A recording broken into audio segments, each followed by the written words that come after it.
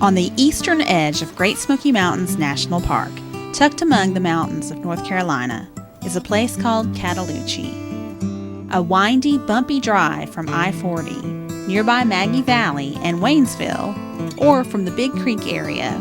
This is one of the more hidden gems that the park has to offer, and well worth the extra effort required to get there. Just think of the narrow, partially gravel mountain road that leads to Cataloochee as part of the adventure, and also part of what makes this one of the quieter, more remote areas of the park. But with its quaint historic structures and exciting wildlife viewing opportunities, this small valley has become a favorite spot for many Smokies visitors. The Cherokee called this place Cataloochee, which means standing up in a row, possibly a reference to the mountain peaks that surround the valley or to the trees that line those ridges. Archaeological evidence suggests that the Cherokee were the first to come to the valley, where they hunted and fished but apparently did not settle here. White settlers came to the valley in the 1800s, and by 1910, there were more than 1,200 people living in the Big and Little Cataloochee areas. Hattie Caldwell Davis was born in Cataloochee and has written books about this special place. Her great-grandfather was one of the original white settlers to the valley. My great-granddaddy went in there in 1834, and there was not a road. In previous times, the Cherokee Indian and the Eastern Buffalo had made trails, and that's what now is most of the trail. The road mostly follows that. These first two men that went in there was my great-granddaddy, Levi Belize Caldwell, and his friend was an herb doctor, and his older man, and his name was young Bennett.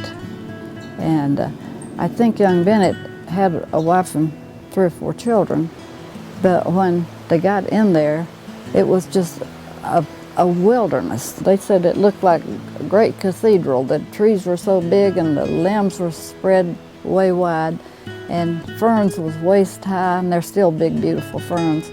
And the creek was so full of fish they couldn't hardly swim. Nobody had ever lived there. They would take cattle in from all over Haywood County and maybe other places and put them on the pasture. People say, why in the world did they come way back here? And at that time, there were mountaintops had grassy bald, B-A-L-D-S, bald, what looked like bluegrass. So they had free pasture, and then the hogs could get all the fine American chestnuts. Closest neighbors that my grandparents and the Bennetts had was 6 miles away, and that was the Cherokee.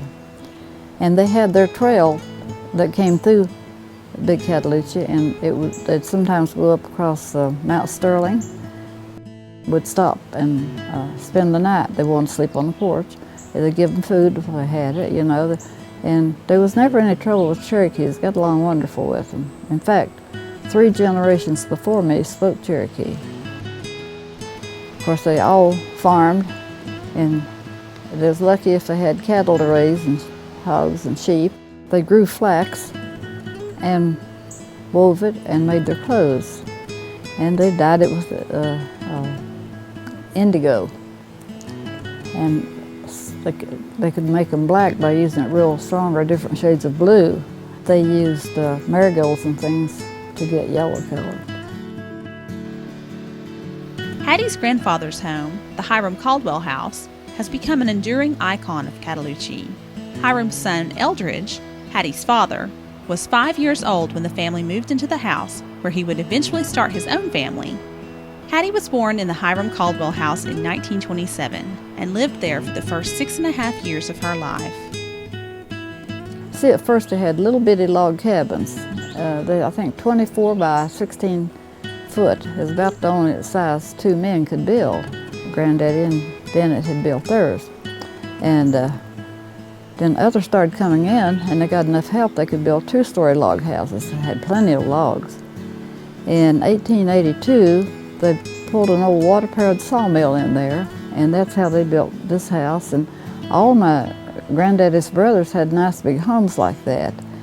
But when they brought that sawmill in across the mountain as a portable, and I don't know if they pulled it with horses or if they got it on a wagon and brought it, but anyhow, they could put it by the creek and get the water, and it's water powered. And then they'd saw the lumber there and stack it, and when it dried, then they'd start building. The reason it took 5 years, first of all, it was a saw and a hammer and nails. They had no electric stuff, like today they zap it on. They built it well, they took their time, and then when it came time to put the crops in, they had to go back and plant their crops and take care of that. And when it slowed down, they'd come back again and work. And then my granddaddy was hauling the ceiling in there. I guess it must have taken some time to do that because they matched all the patterns so well. I said to Daddy, well, why would it stand up so long? He said, well, we didn't use anything but #1 lumber. And I said, what's #1? He said, not a knot hole. Anything had knot holes was used for kindling. And so that's why it's so solid, and then had the good ventilation because it's sitting up on rock, and I think it's locust posts on top of the rocks then to hold it up. It's a wonderful place to play because you had the round porch way on the side and all. It's a good old house. It's stood all these years, and the steps are almost worn on the edges, but they will not squeak. And all that beaded ceiling is still in place. Those men were not carpenters, they were craftsmen. Eldridge Caldwell constructed the barn across the road from the house, using logs from his grandfather Levi Caldwell's old cabin. A variety of other buildings were on the property as well: a cattle barn, sheep house, tool shed, chicken house, and smokehouse. Hattie has good memories of helping with the chores as a child. My grandma made the lye soap you asked about. She'd stir it with a stick, and sometimes it'd be sassafras, and it'd make the soap smell so good. And she'd let me stir it a little bit. I was about 6 years old. And then she'd pour it up in a big box, and when it was cold to cut it, she'd let me cut it any shape I wanted. She was always picking geese and chickens for the feather beds, because we had feather beds, feather pillows, wool blankets. We had plenty to keep warm. But they had this chicken lot, and it was fenced and then overhead so they couldn't fly out. And she'd get in there and catch one, and she'd let me pull them little feathers. So I've learned to do about everything that I was big enough to. I churned plenty of times. And people say, what's that other little house down there away from that house?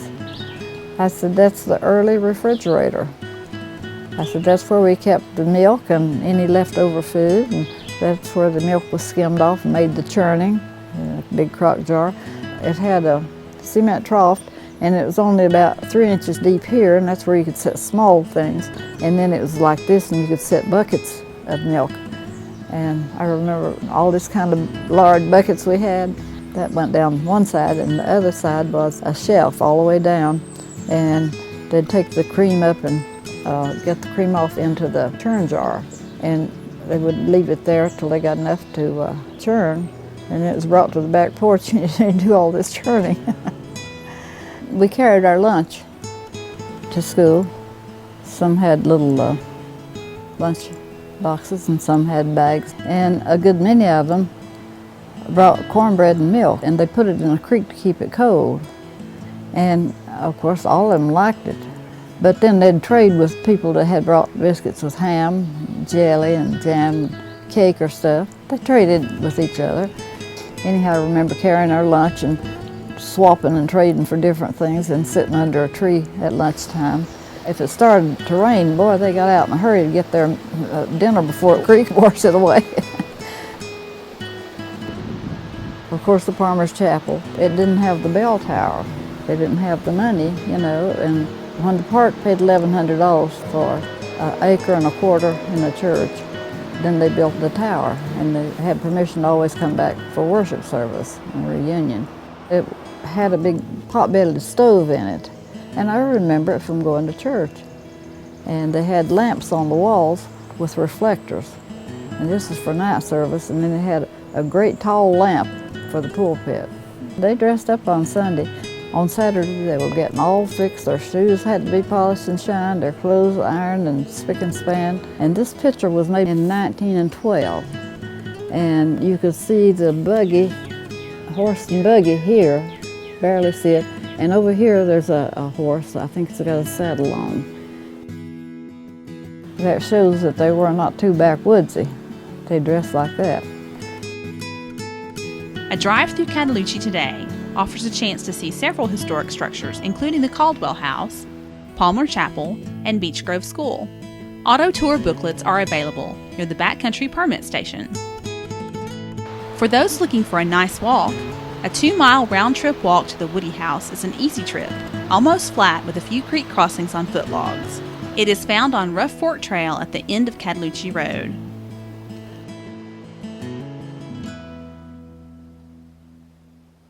Old-growth trees, long-gone home sites, stone walls, and scenic streams can be enjoyed along many of the hiking and horse trails in the Cataloochee area. A hike into Little Cataloochee is a chance to see more historic structures, like Little Cataloochee Church, constructed in 1889. Today, the fields and forests of Cataloochee are home to the park's elk herd, animals that were at one time hunted out of the Smokies, but have been reintroduced by the Park Service. The best time to see them is in the early morning or in the evening. September and early October bring the rut, when males compete for females and the sounds of elk bugling resonate through the valley. Enjoy these majestic creatures from a distance with binoculars or a zoom lens.